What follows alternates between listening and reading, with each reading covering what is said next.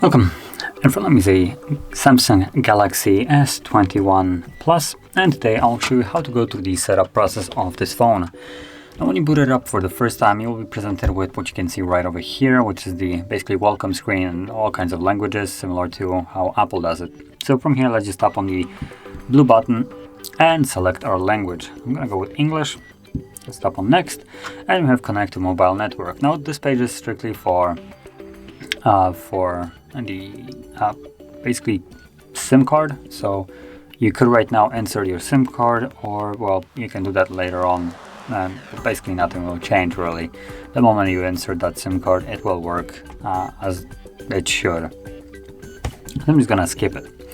Then on the next page we have the few legal items to review. Obviously we need to agree to the end user license agreement, but we don't actually have to agree to anything else apart from that. So I'll probably not select anything else here. Let's tap on next.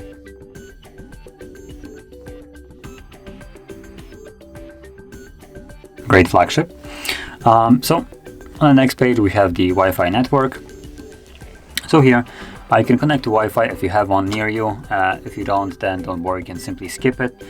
The only downside of skipping it is date and time won't be set automatically based on the internet connection, and also you won't have the ability to connect to Google account throughout the setup. But still, once you connect to Wi-Fi or insert a SIM card with a mobile network, you can do that through settings by going to the settings and accounts and then adding your Google account from there. So I'm gonna skip it for now.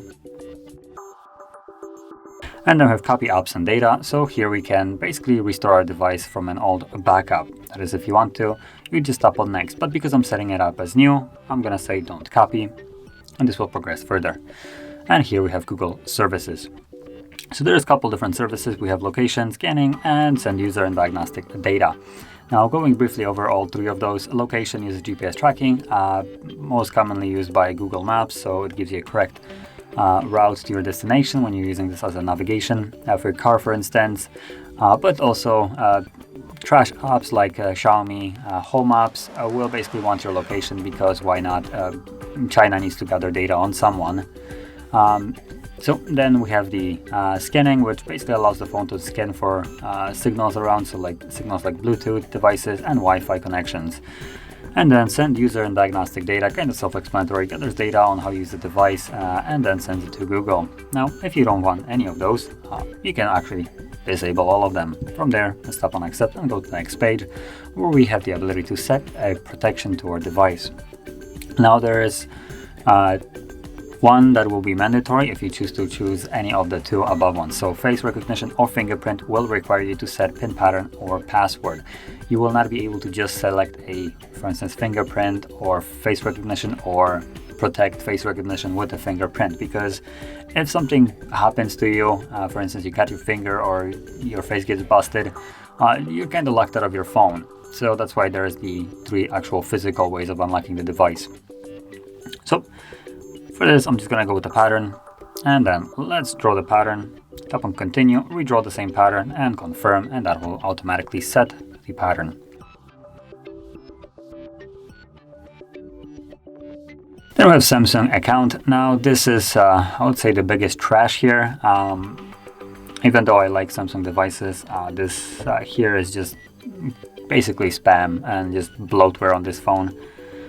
So I'm gonna tap on skip, and it will bring up this window, what you get to miss out on, and I'm gonna compare it to something else that Android comes with. So we have Samsung Cloud, Google Backup, Bixby, Hey Google, Galaxy Theme, entire Play Store, Find My Mobile, Find My Device, Samsung Pass. What is this one? A simple and secure way to sign in with. Oh, great! Not like the entire Android ecosystem works that way, with you allowing to store passwords on Google account and then using your fingerprint to actually unlock them. Let's see, Galaxy Store, again, Play Store, secure folder. Now, this is maybe the only thing that is not here, but I'm not sure. Majority of the phones that come with a file explorer do have a way to kind of protect the folders, so basically you can lock them and have a secure folder. I don't know if Samsung maybe deliberately removed it here or if it's still here, but if it is with the file explorer, then again this is another useless thing. If it's not, then wow, we got one thing out of like 7. So I'm gonna skip it because it's, like I said, basically a bloatware here. And from here we can tap on finish and get basically finished with the setup. So this is basically how you'd go through the setup of this device, and if you found this very helpful, don't forget to hit like, subscribe, and thanks for watching.